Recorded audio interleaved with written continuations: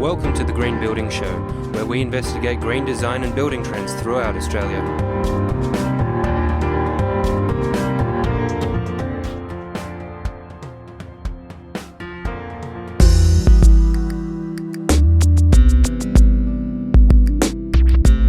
And this week, a particularly cool and trendy green building show. We're looking at lighting. No ordinary lighting either. These lights were designed for Sydney's QT Hotel, which is not your standard 5-star gap. It targets the cooler, groovier traveller. And the brief was to reflect that brand promise just about everywhere.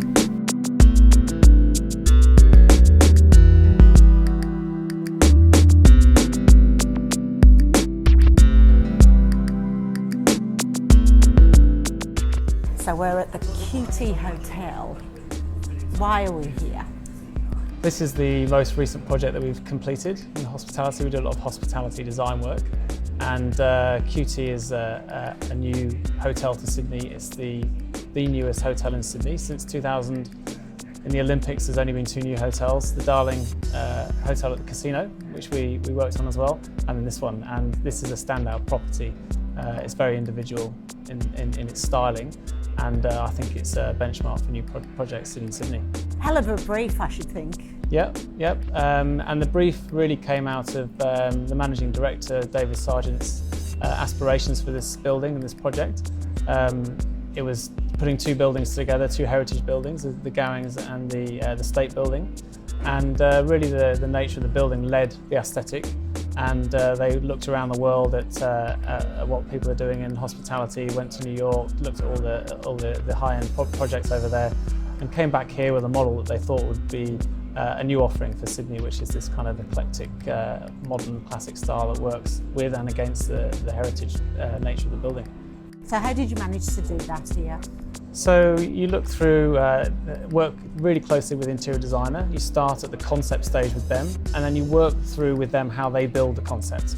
Look at what feature elements they have, whether it's the bar upstairs, you know, the feature tiling on the front of the bar, which is very glossy and has a particular shape to it, and how you enhance that. And you need to look at the style of the interior design, and how whether it's a very elegant, luxurious style or whether it's a bit more industrial, and then you need to tailor how the lighting stitches in with that, and whether the space can hold more decorative fittings or whether it needs to be very integrated, so you're working within the fabric of the building, or whether you need to add to it or not.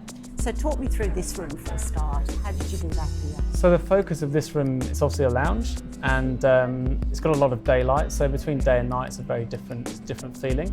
At night time you really need to make people feel intimate, and you focus light in particular pockets, so there's different seating groupings here.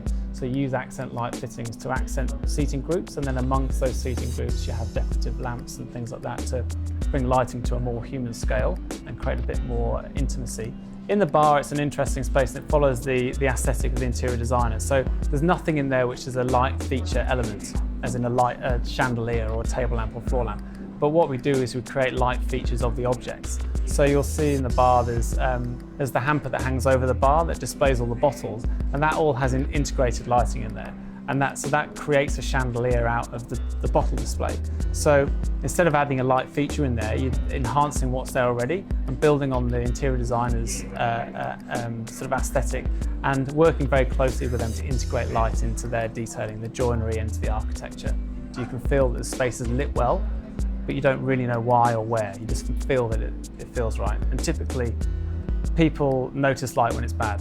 They don't notice light when it's good, because it just feels like part of the space.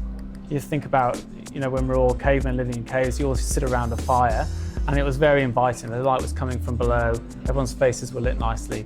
And it's that kind of feeling, especially around dining tables, that you try and create the light is coming from the table. You know, people used to sit with candles on the table. It used to make a very sort of nice ambience for you. And so whenever we work in restaurants, it's really focusing light on the tables, using the surfaces and considering the colour of the surfaces to reflect light back. So it's not just all about direct light. Sometimes you need to consider the materiality of the space and how you can use that to reflect light as well. With the LED screen, obviously we have to take into account items like that and how you lead up to it. So obviously the stair is quite a grand stair there, We've integrated light under each stair, which really creates a very special procession up to that point. And walking through space is all about journey. And here the experience at QT starts from the street level.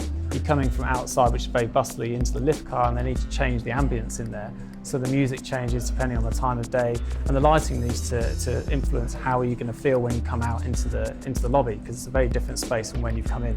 How has technology influenced what you've been able to do with lighting in recent years?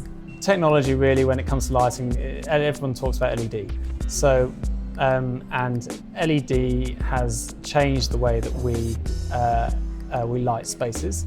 The problems with LED is it doesn't have the same ambience that you get from halogen. When you dim a halogen light bulb or an incandescent light bulb, it warms as it dims, and it creates that really intimate feeling at dinner and in the lounge room. LED until very recently hasn't been able to do that. It stays a consistent colour temperature. But these days they're mixing a warm white LED with an amber LED. And as you dim the light, the white dims down but the amber stays brighter, so it warms up as you go down. So it's following that sort of the dimming colour curve of the halogen. And also, you think about the way the sun sets. When the sun's very high, it's actually a cooler colour temperature. And as it starts to set, you get that warm pinky tones of the glow. So it follows, halogen actually follows how nature works in terms of that, and that's how humans have kind of tuned, I think, to when it gets dark, you want a warm, softer glow to feel more comfortable. And technology is catching up with that now, so with LED we can achieve that. But I mean, the other thing with trends in lighting, obviously there's technical trends, there's aesthetic trends in terms of what light fittings look like, and then there's stylistic trends about how you light a space. And I think the way things have changed maybe in the last 2 or 3 years is that people are starting to try and create a more undesigned look. Whereas, 5-10 years ago, everything was quite slick. Everything, a lot of coves, slot details, washing walls in very even manner.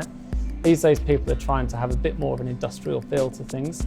As you can see in here, there's a bit more rawness in the materials that they use, and lighting needs to follow that. So you can't, in a raw, sort of more honest space, you can't create very slick lighting treatments. Finally, one really important tip for somebody they're doing a new build or they're renovating their own home. What would you say to think about when it comes to lighting? Well, first of all, you need to think about it, and you need to think about it early. So as soon as you have your architect or interior designer conceptualizing the space, you need to start thinking about how lighting stitches in with that.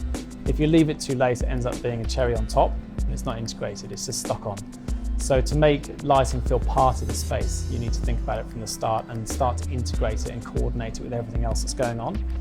And think about it as you're choosing materials, because there's no point in lighting a black room in a specific way. If you light a white room in a very different way to you light a black room. So the materials and the colours and the textures in the space will influence light, so you need to think about them together. And then the other tip really, as I said, is it's about layering. So don't just think about light in the ceiling. Think about using wall lights, floor lights, decorative fittings, and then you create that balance, and it can really change how a space feels from a lounge to a kitchen, depending on the type of light on where you put it.